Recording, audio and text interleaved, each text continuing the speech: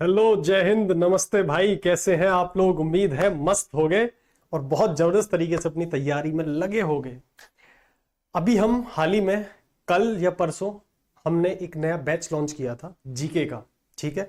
आप बहुत दिनों से एक बात कह रहे थे, भैया जीके जीके हम कैसे प्रिपेयर करें। मैथ्स तो आपने संभाल ली, बहुत अच्छी चल रही है और बहुत सब चीज समझ में आ रही है, बहुत बढ़िया चीजें चल रही है। मैथ्स भी हो गई, जीके भी हो गई।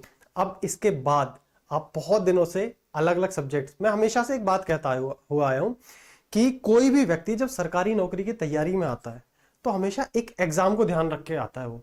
जैसे कि मान लेते हैं इस साल यूपी पुलिस की वैकेंसी आई, जब भी बड़ी वैकेंसी आती है तो ये इंफॉर्मेशन पूरे में बहुत बुरी तरह आग की तरह फैलती है और सब लोग इसकी तरफ अट्रैक्ट होकर के तैयारी में घुसते हैं, सरकारी नौकरी की तैयारी में, या आप किसी और भी चीज से गवर्नमेंट जॉब में एंटर कर रहे होते हो, बट हमेशा आप टारगेट कर रहे होते हो किसी एक एग्जाम को।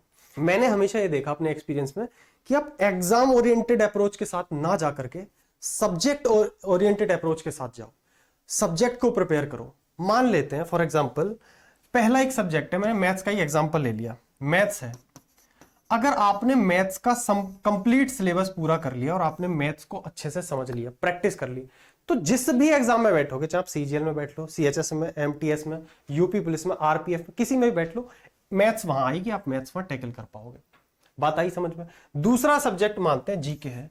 एक बार जीके का आपने कंप्लीट सिलेबस, जो स्टैटिक जीके होती है वो आपने पूरी पढ़ ली, चाहे वो टीचर की मदद से या बुक की मदद से, उसको आपने पूरा कर लिया। रिवीजन साथ में चलता रहेगा, जीके कंप्लीट, जिस भी आप एग्जाम में जीके आएगी उसमें बैठोगे, उस जीके को कंप्लीट कर रहोगे। मैं हमेशा कोशिश करता हूं कि आप सब्जेक्ट ओरिएंटेड अप्रोच रखो, सब्जेक्ट प्रिपेयर करो, मैथ्स को पूरा प्रिपेयर करो, जीके को करो। तीसरा सब्जेक्ट आपका रीजनिंग होता है, रीजनिंग आप प्रिपेयर करो। Subject wise preparation, subject wise preparation, reasoning अगर आप पूरी प्रिपेयर कर ले तो किसी भी एग्जाम में आ जाओ, चाहे वो सीजीएल दे लो, कोई सा भी दे लो। चौथा, अगर मैं बात करूं हिंदी या इंग्लिश लैंग्वेज की, अगर मैं सेंट्रल गवर्नमेंट के एग्जाम्स की बात करूं, जैसे एसएससी कंडक्ट कराता है एग्जाम्स को, उसमें जो मोस्ट इंपॉर्टेंट एक सब्जेक्ट है वो है इंग्लिश। अभी हम दो सब्जेक्टों पे बहुत बेहतरीन तरीके से काम कर चुके हैं। मैथ्स जो मैं आपको पढ़ा रहा होता हूँ, जीके का बैच भी आ चुका है और यूट्यूब पे भी आपके प्रैक्टिस सेशंस चलते रहते हैं। अब बात आती है रीजनिंग की और इंग्लिश की। बहुत जल्दी रीजनिंग के लिए भी आपको मैं एक बहुत बेहतरीन अनाउंसमेंट करने आऊंगा, बहुत जल्दी इसी मंथ के अंदर। लेकिन फिलहाल मैं आया हूं आप सभी के सामने इंग्लिश के लिए। बहुत गौर से सुनना, आप लोग बहुत दिनों से एक बात कह रहे थे कि भैया इंग्लिश के लिए कुछ करो, तो भाई इंग्लिश के लिए ही मैं आप सभी के सामने आया हूं इस समय। एक बात और बता देता हूं, चाहे वो सीजीएल है, सीजीएल एग्जाम को अगर मैं लेके चलूं तो सीजीएल में इस समय एट प्रेजेंट अगर सबसे ज्यादा वेटेज किसी सब्जेक्ट का है तो इंग्लिश है। इंग्लिश अगर आपकी मजबूत नहीं है तो सेंट्रल गवर्नमेंट के जो एग्जाम होते हैं, जैसे कि एसएससी कंडक्ट जो कराता है, तो आप भूल जाओ, सिलेक्शन तो दूर की बात है, कुछ नहीं होने वाला। तो इंग्लिश तो आपको पढ़नी ही पड़ेगी। या फिर अगर आप इंग्लिश से बचना चाहते हैं कि भैया हमें इंग्लिश नहीं आती, जो कि बहुत सारे बच्चे बचते हैं, तो उनके पास उतने ही ऑप्शन कम हो जाते हैं, वो फिर यूपी पुलिस या स्टेट एग्जाम्स को ही टारगेट कर सकते हैं। बट मैं कहूंगा सिर्फ एक सब्जेक्ट है ना इंग्लिश, जिसकी वजह से आप बहुत सारे एग्जाम्स नहीं देख पा रहे हो, एक बार टाइम देके तो देखो। इंग्लिश इतना भी मुश्किल नहीं है, अगर सही टीचर की गाइडेंस में आप इंग्लिश सीखते हो तो चीजें आसान होती हैं और समझ में आती हैं। तो ऐसे ही भाई इंग्लिश के लिए क्या करने वाले हैं, यूट्यूब पे आज हमारे साथ एक नए टीचर हैं जिनको अभी मैं इंट्रोड्यूस कराने वाला हूं। उनका नाम है नेहा शर्मा मैम। वो आएंगी और आप सभी को इंग्लिश को कैसे तैयार करना है, जितने भी सारे एग्जाम्स हैं, अगर आपको इंग्लिश से डर लगता है तो उसके लिए हमने पूरा अरेंजमेंट कर दिया। यूट्यूब पे बहुत सारे सेशंस वो लेंगी, ठीक है, वहां से आप सारी चीजों को देख देख के इंग्लिश को धीरे धीरे धीरे इंटरेस्टिंग कैसे बनाना है वो बहुत अच्छे से जानती हैं, सारी चीजें आपको बताएंगी। तब तक के लिए मैं आपसे विदा लेता हूँ। आगे नेहा शर्मा मैम आपके सामने ये रही। हेलो एवरीवन, आज हम लोग देखने वाले हैं एसएससी सीजीएल में हमारी इंग्लिश की स्ट्रैटेजी क्या होगी। उससे पहले एक बार पेपर पैटर्न को देख लेते हैं। तो एग्जाम में हमारे दो टीयर्स होने वाले हैं, टीयर 1 एंड टीयर 2। टीयर 1 में मैथ्स, रीजनिंग, इंग्लिश और जीके के क्वेश्चंस आएंगे जो इक्वल वेटेज कैरी करेंगे। टीयर 2 में दो सेशंस होंगे। पहले सेशंस में क्वेश्चंस के आंसर्स करने हैं हमें और दूसरे सेशन में हमारा टाइपिंग का टेस्ट होगा। तो फर्स्ट सेशन 3 सेक्शंस में डिवाइडेड है। सेक्शन 1 में आएगा मैथ्स और रीजनिंग, जिसके 30 क्वेश्चंस होंगे, 30 मैथ्स के, 30 रीजनिंग के, और हर क्वेश्चन 3 मार्क्स का होने वाला है। सेक्शन 2 होगा English and general awareness. English के 45 क्वेश्चंस आएंगे और जनरल अवेयरनेस के 25। सेक्शन 3 होगा हमारा कंप्यूटर का, इसमें हमारे 20 क्वेश्चंस आने वाले हैं। ये सारे ही क्वेश्चंस 3 मार्क्स ईच के होने वाले हैं।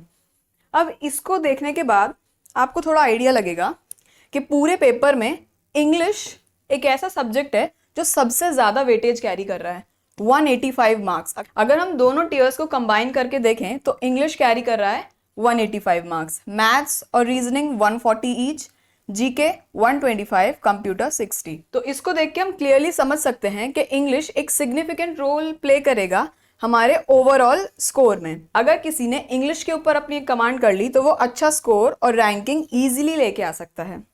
अब हम देखेंगे इंग्लिश में टॉपिक वाइज क्या वेटेज रहने वाला है। First comprehension section, second is grammar section and third is vocab section.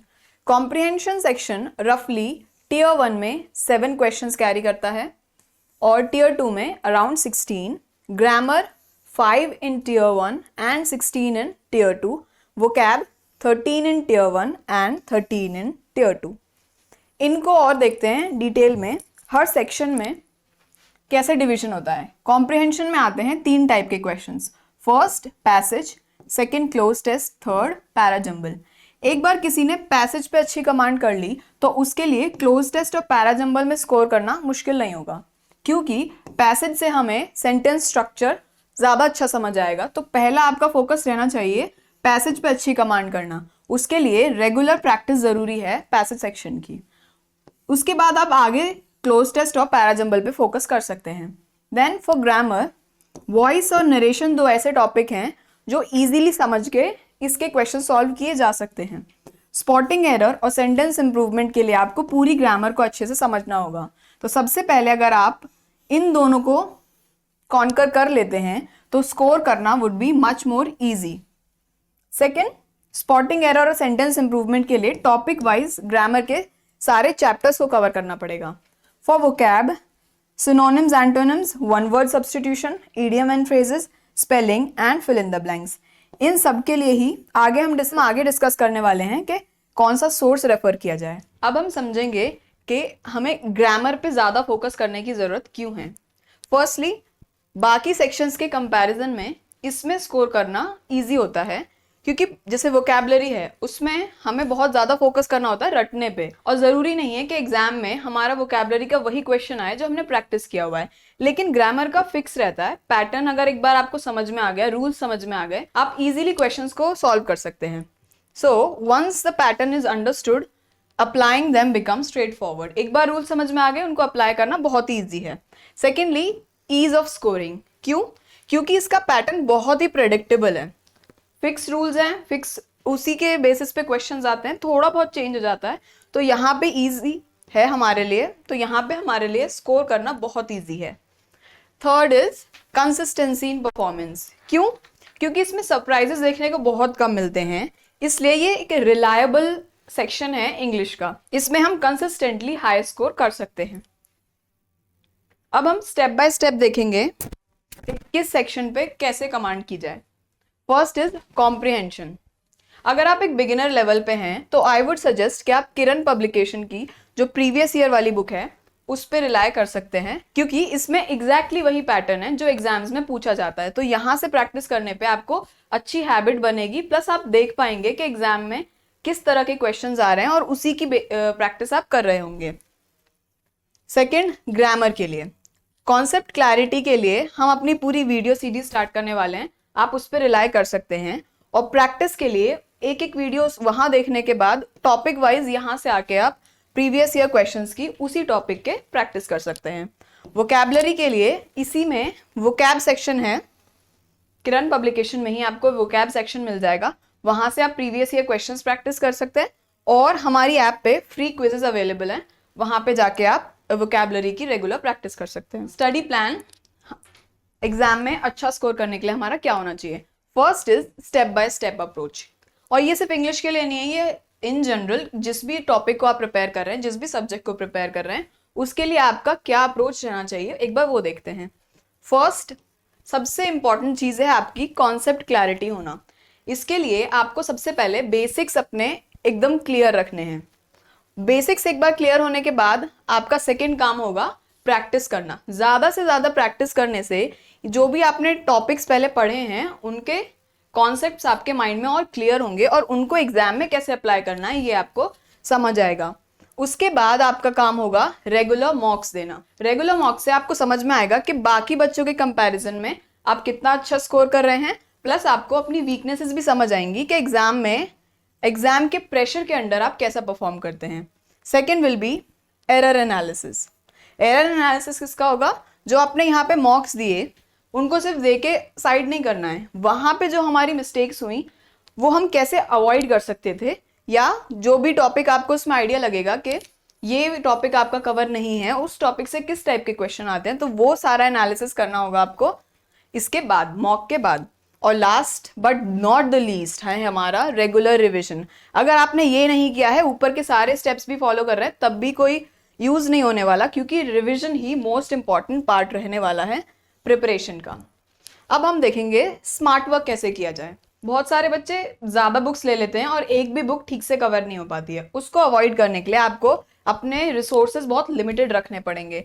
एक स्टैंडर्ड बुक लीजिए, फिर प्रीवियस ईयर प्रैक्टिस कीजिए, देन ऑनलाइन मॉक्स दीजिए या फिर क्विजेस से प्रैक्टिस कीजिए। That is more than sufficient to score well. इसके अलावा आप स्ट्रैटेजी क्या रख सकते हैं अपनी प्रिपरेशन टाइम पे? अपने वीकली गोल्स बनाइए और उन वीकली गोल्स को डेली टारगेट्स में डिवाइड करके रखिए। ज़्यादातर लोग सब्जेक्ट वाइज स्ट्रैटेजी, कितने दिन में कितने टॉपिक्स कवर करने हैं या एक दिन में क्या काम करना है, वो देखते हैं। बट आई बिलीव उससे इतना बेनिफिट नहीं होता, क्योंकि हर किसी की अलग स्ट्रेंथ और वीकनेसेस होती हैं। आप अपनी खुद एनालाइज कीजिए, उसके बेसिस पे वीक की स्टार्टिंग में ही एक अपना वीकली प्लान बना लीजिए कि इस वीक में मुझे ये टॉपिक्स कवर करने हैं। अब उस प्लान के बाद उसको 7 डेज में डिवाइड कर लीजिए कि हर डे मेरा क्या टारगेट रहने वाला है। At the end of the day आप अपने टारगेट्स चेक कीजिए, क्या उस दिन के टारगेट आपने पूरे किए तो ठीक है, वरना आपको अपने ऊपर स्ट्रिक्टनेस के साथ कुछ पेनल्टी भी लगानी पड़ेगी अगर आप नहीं करते हैं, तभी आप इसको प्रॉपरली फॉलो कर पाएंगे। लास्ट में मैं कहूँगी that believe in your potential. अपनी जर्नी पे भरोसा कीजिए और अपने आप को आगे बढ़ने की प्रेरणा देते रहिए। 5 चीजें जिन पे आपको ध्यान रखना है। First is stay focused. अपना जो भी आपका गोल है उसके प्रति एकदम फोकस बना के रखें। Second, embrace challenges. हर किसी की लाइफ में चैलेंजेस आते हैं, उनसे डरना नहीं है, कॉन्कर करके आगे बढ़ना है। Third, persistence page of. Persistence मतलब लगे रहना, ये नहीं कि थोड़े कोई प्रॉब्लम्स आए और हमने छोड़ दिया, हमें कंसिस्टेंटली आगे बढ़ते रहना है। Fourth would be support system. जो भी लोग आपको लगता है कि आपको डीमोटिवेट करते हैं या प्रिपरेशन के टाइम पे कोई डिस्ट्रैक्शंस क्रिएट करते हैं, उनको अवॉइड करना है। और जो आपको सपोर्ट करते हैं, पॉजिटिव इन्फ्लुएंस जिनका आपके ऊपर है, उन्हीं का साथ आपको इस टाइम पे रखना है। Last, celebrate progress. ज़रूरी नहीं है कि बहुत बड़ी बड़ी चीज़ें एक साथ अचीव होंगी, छोटे छोटे माइलस्टोन्स को भी सेलिब्रेट करना सीखिए। And last I would like to say the future belongs to those who believe in the beauty of their dreams. तो अपने ड्रीम्स पे भरोसा रखिए और आगे बढ़िए। तो अब हमने देखा कैसे हम स्ट्रैटेजी फॉलो कर सकते हैं अच्छा स्कोर करने के लिए। आगे की वीडियोस आप इंग्लिश से रिलेटेड जो मैं लेके आने वाली हूँ इस चैनल पे, वो देखेंगे, जिसमें हम स्टेप बाय स्टेप जैसा भी हमने प्लान किया है उसके अकॉर्डिंग चलेंगे। रेगुलर अपडेट्स के लिए चैनल को सब्सक्राइब कर लें and don't forget to like and share this video with your friends. Thank you.